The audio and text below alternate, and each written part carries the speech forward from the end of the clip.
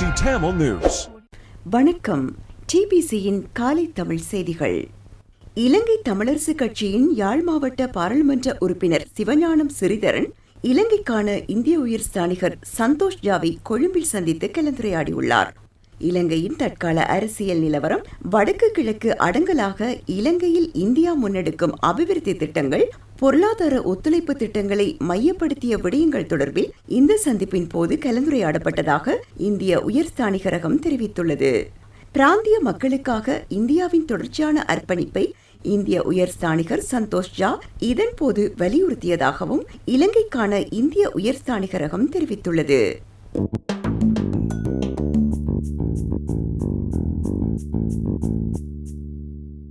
ஜனாதிபதியும் தொழில் அமைச்சரும் விடுத்த கோரிக்கைக்கு அமைய 1200 ரூபாய் அடிப்படை சம்பளத்தை வழங்குவதற்கு இணக்கம் தெரிவித்ததாக பெருந்தோட்ட நிறுவனங்களின் ஊடக பேச்சாளர் ரொஷான் ராஜதுரை தெரிவித்துள்ளார்.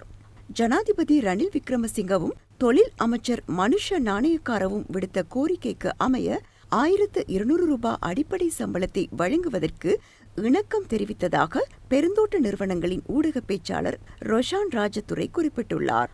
1200 ரூபாய் அடிப்படை சம்பளத்துடன் ஊழியர் சேமலாப நிதியம், ஊழியர் நம்பிக்கை நிதியம் அடங்கலாக 1380 ரூபாய் தோட்ட தொழிலாளர்களுக்கு முழுமையான சம்பள பொதியாக கிடைக்கும் என்றும் அவர் தெரிவித்துள்ளார். மேலதிகமாக பறிக்கப்படும் 1 கிலோ கொழுந்திற்கு 60 ரூபாவை வழங்க தீர்மானிக்கப்பட்டுள்ளதாகவும் அதனை எழுத்து மூலம் தொழில் அமைச்சர் மனுஷ நாணயக்காரவிடம் கையளித்ததாகவும் அவர் தெரிவித்துள்ளார்.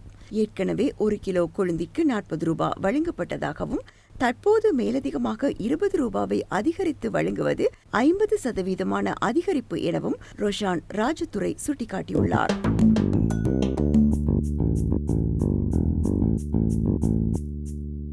நாட்டின் எதிர்காலத்திற்காக எவருடனும் இணைந்து செயற்பட தயார் என்று பொதுஜன பெரமுனவின் ஸ்தாபகர் பசில் ராஜபக்ச தெரிவித்துள்ளார். ஸ்ரீலங்கா பொதுஜன பெரமுனவின் ஜனாதிபதி தேர்தல் செயற்பாட்டு நிலையம் பத்திரமுல்லை ஜயந்திபுர மாவட்டத்தில் திறந்து வைக்கப்பட்ட நிலையில் இந்த நிகழ்வில் கலந்து கொண்டதன் பின்னர் ஊடகங்களுக்கு கருத்து தெரிவித்தார்.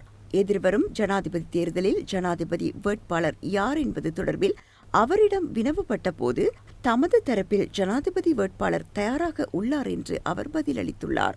அத்துடன் பொதுஜன பெரமுனவில் இணைந்து செயற்பட விரும்புபவர்கள் தொடர்ந்தும் எம்முடன் பயணிக்க முடியும். அவ்வாறு விரும்பாதவர்கள் வேறு வழிகளை தெரிவு செய்தால் அதற்கு தடையாக நிற்கப் போவதில்லை என்றும் அவர் குறிப்பிட்டுள்ளார். இதேவேளை ஜனாதிபதி தேர்தல் செயற்பாட்டு நிலையங்கள் தொகுதி மட்டத்திலும் திறக்கப்பட உள்ளதாக அவர் குறிப்பிட்டுள்ளதோடு எதிர்வரும் ஜனாதிபதி தேர்தலை இலக்காக கொண்டு விரிவான பிரசார பொறிமுறை ஒன்று தயாரிக்கப்பட்டுள்ளதாகவும் பசில் ராஜபக்ச மேலும் தெரிவித்துள்ளார்.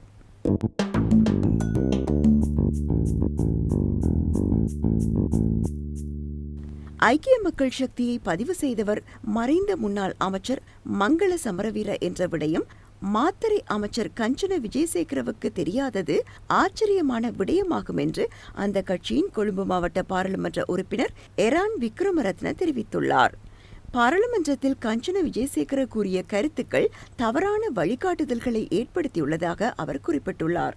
2020 பிப்ரவரி மாதம் முதல் ஐக்கிய மக்கள் சக்தியின் செயலாளர் ரஞ்சித் மத்தும பண்டார எனவும் தலைவர் சஜித் பிரேமதாச எனவும் தெரிவித்துள்ளார்.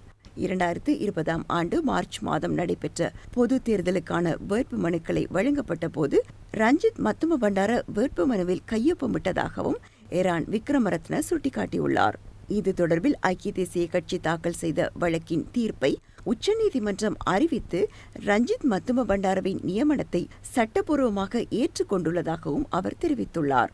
இந்த நிலையில் ஐக்கிய மக்கள் சக்திக்கும் டயனா கமகேவிற்கும் இடையில் சம்பந்தமில்லை என்பது உறுதியாகின்றது என்பதோடு கட்சியை குழப்புவதற்கு சூழ்ச்சிகள் முன்னெடுக்கப்படுவதாகவும் அவர் தெரிவித்துள்ளார்.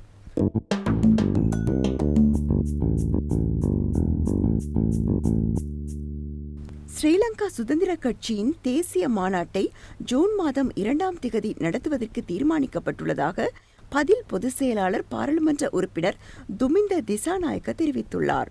இந்த மாநாடு கொழும்பு சுகததாச விளையாட்டு மைதானத்தில் நடைபெற உள்ளதாகவும் அவர் குறிப்பிட்டுள்ளார். மேலும் கட்சி மறுசீரமைப்பு நடவடிக்கைகளுக்காகவே இவர்கள் கொழும்பிற்கு அழைக்கப்படுவதாக குறிப்பிட்ட அவர், கட்சியில் கடந்த காலங்களில் மறுசீரமைப்பு நடவடிக்கைகள் முன்னெடுக்கப்படவில்லை என்றும் சுட்டிக்காட்டியுள்ளார். அதே நேரம் கட்சியின் முன்னேற்றத்திற்காக பல பிரேரணைகள் இதன்போது நிறைவேற்றப்பட உள்ளதாக கட்சியின் பிரசார செயலாளர் திசர குணசேகர குறிப்பிட்டுள்ளார். இதேவேளை கட்சியின் தவிசாளர், பொதுச் செயலாளர், தேசிய அமைப்பாளர் உள்ளிட்ட பதவி நிலைகளுக்கு மைத்திரிபால சிறிசேன தரப்பிலும் சந்திரிகா பண்டாரநாயக்க தரப்பிலும் வேறு வேறாக தெரிவுகள் இடம்பெற்றுள்ளமையால் அவை நீதிமன்ற உத்தரவுகளுக்கு அமைவாக இடைநிறுத்தப்பட்டுள்ளமை குறிப்பிடத்தக்கது.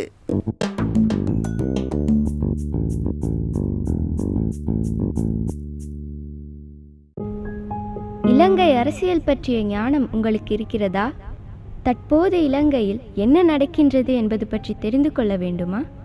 வாருங்கள், திங்கள்தோறும் டாக் டு டிபிசி யூடியூப் சேனலில் திங்கள் அரசியல் கலந்துரையாடல்.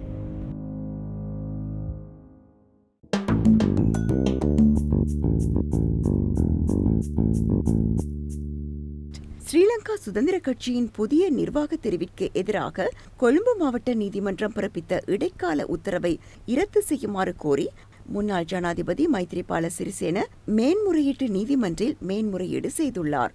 ஸ்ரீலங்கா சுதந்திர கட்சியின் செயற்குழு உறுப்பினரும் கலாசார அமைப்பாளருமான மொண்டேகோ சரத்சந்திர தாக்கல் செய்த மனுவை பரிசீலித்த கொழும்பு மாவட்ட நீதிமன்றம் கடந்த 24ஆம் தேதி பிறப்பிக்கப்பட்ட இடைக்கால உத்தரவை கலைக்குமாறு கோரியே இந்த மேன்முறையீட்டு மனுவை தாக்கல் செய்துள்ளது. சட்டத்தரணி ஜெயமுதித்த ஜெயசூரியவினால் முன்வைக்கப்பட்ட இந்த மேன்முறையீட்டு மனுவில் பிரதிவாதியாக மொண்டேகோ சரத்சந்திர பெயரிடப்பட்டுள்ளார்.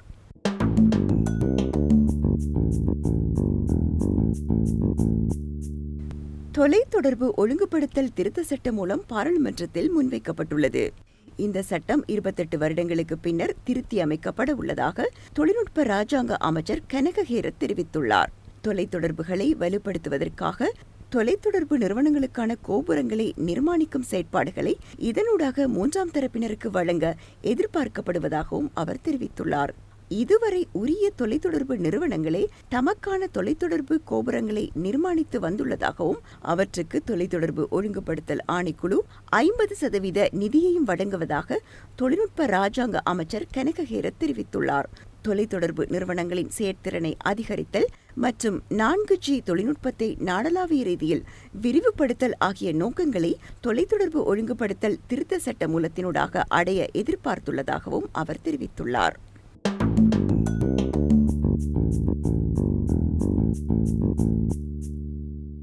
ஐரோப்பிய பொருளாதார ஒன்றியத்தின் தடைகளை தவிர்ப்பதற்காக ரஷ்யாவுக்கு உதவியதால் மேலும் சில சீன நிறுவனங்களை கருப்பு பட்டியலில் இணைப்பதற்கு தீர்மானிக்கப்பட்டுள்ளது. அத்தோடு குறித்த தீர்மானம் தொடர்பில் சீன ராஜதந்திரிகளுக்கு அறிவிக்க ஐரோப்பிய ஒன்றிய அதிகாரிகள் நடவடிக்கை எடுத்துள்ளனர். ரஷ்யாவிற்கு விற்பனை செய்வதற்கு அனுமதிக்கப்படாத ஐரோப்பிய தயாரிப்புகளை கொள்வனவு செய்து அவற்றை ரஷ்ய ராணுவ கொள்வனவாளர்களுக்கு ஏற்றுமதி செய்வதாகவும் சீன நிறுவனங்கள் மீது குற்றம் சுமத்தப்பட்டுள்ளது. ஐரோப்பிய ஒன்றியத்தின் தடைகளை மீறியதற்காக 3 பிரதான சீன நிறுவனங்களும் ஹாங்காங்கில் பதிவு செய்யப்பட்ட ஒரு நிறுவனமும் கடந்த பிப்ரவரி மாதத்தில் கருப்பு பட்டியலில் சேர்க்கப்பட்டன. போர்க்களத்தில் யுக்ரைனுக்கு ஆதரவாக மேற்குலகம் செயற்பட்டு வரும் நிலையில் சீனாவின் இரட்டை பயன்பாட்டு பொருட்களை, ராணுவ பயன்பாடுகளை கொண்ட தயாரிப்புகளை ரஷ்யாவிற்கு வழங்குவது ஐரோப்பாவில் கவலையை ஏற்படுத்தியுள்ளமை குறிப்பிடத்தக்கது. இத்துடன் டிபிசியின் காலை தமிழ் செய்திகள் நிறைவடைகின்றன. மீண்டும் இன்று மாலை எமது மாலை தமிழ் செய்திகளோடு இணைந்து கொள்ளலாம். வணக்கம்.